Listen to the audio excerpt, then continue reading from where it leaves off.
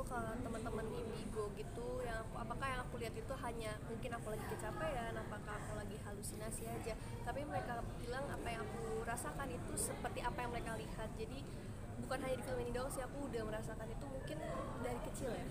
Gitu. Tapi di film ini lebih berasa dibanding film lainnya apa gimana? Di sini lebih berasa karena ikatan batin dengan almarhumah yang kita buat sih, karena kita juga dulu kita waktu itu Om Prit ngasih saran kalau kita naruh foto almarhumah di balik skripnya. Ada metode seperti itu. Kalau aku sendiri sih nggak pakai metode itu, jadi kalau aku pakai metode yang mendengarkan audio itu berkali-kali.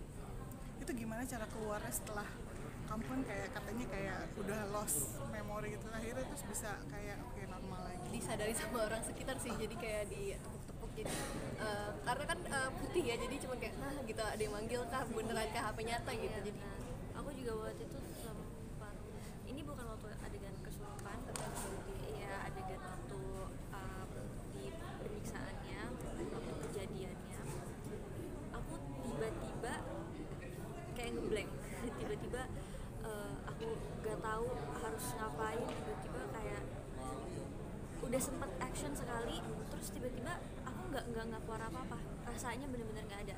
Terus aku minta boleh nggak bentar dulu, sampai akhirnya ada salah satu Astrada bilang aku udah nggak apa-apa, tenang aja, kita tungguin kamu.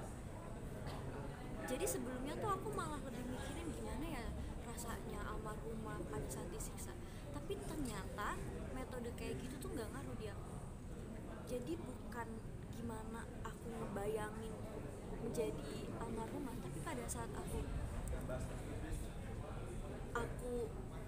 ada hadir di pada saat itu, aku apa ya, maksudnya benar-benar ngerasain, aku ngelihat ada pelakunya, tiba-tiba langsung nangis. Itu yang aku bilang sebelum action, tiba-tiba aku langsung buyar, aku nangis dan langsung ya udah langsung take. Jadi kayak kebayang gitu ya di pikiran. Iya, justru malah semakin aduh gimana ya rasanya jadi almarhumah, itu malah aku nggak dapet, karena aku mencari rasanya, aku mencoba mencari apa yang dia rasakan, tapi ternyata bukan kayak gitu caranya. Ternyata setelah itu aku baru ngerti, oh beliau ini bukan ingin disamain rasaannya, tapi ingin coba deh kamu buka diri kamu nih, biar kamu tuh tahu rasanya jadi aku kayak gimana.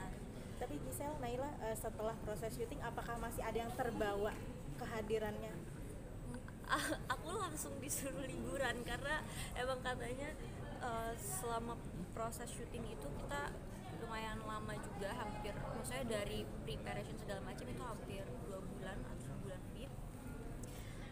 Jadi setelah semua itu sih aku langsung disuruh udah lepasin, biar lepas, bener lepas. Tapi waktu sempet dubbing juga aku nangis. Itu ke-recall lagi sih memorinya. Nangis banget. Apalagi nonton tadi juga ke-recall lagi memorinya. Mungkin kalau dilihat kita hampir setiap adegan apapun itu bawanya amarah, dendam, sedih, dan hampir semua rasa tuh nggak bisa diutarain ya, karena apalagi terutama waktu aku nonton adegan, karena kan waktu itu ada adegan Naila disiksa, dan itu aku hadir di onset, itu aku juga nggak kuat. Jadi kayak waktu dubbing pun aku juga minta waktu, karena banyak adegan-adegan yang menurut aku nggak kuat buat, karena mungkin rasa yang bergejolak, yang mungkin kalau aku sebagai penonton ya, bukan hanya rasa sakit, tapi aku lebih rasa amarahnya itu sih sampai sekarang mungkin ke bawah. Apalagi kita tahu faktanya bahwa ada beberapa pelaku ya yang masih belum ditangkap, yang menurut aku itu yang harus dilihat ya, dibuka matanya buat orang-orang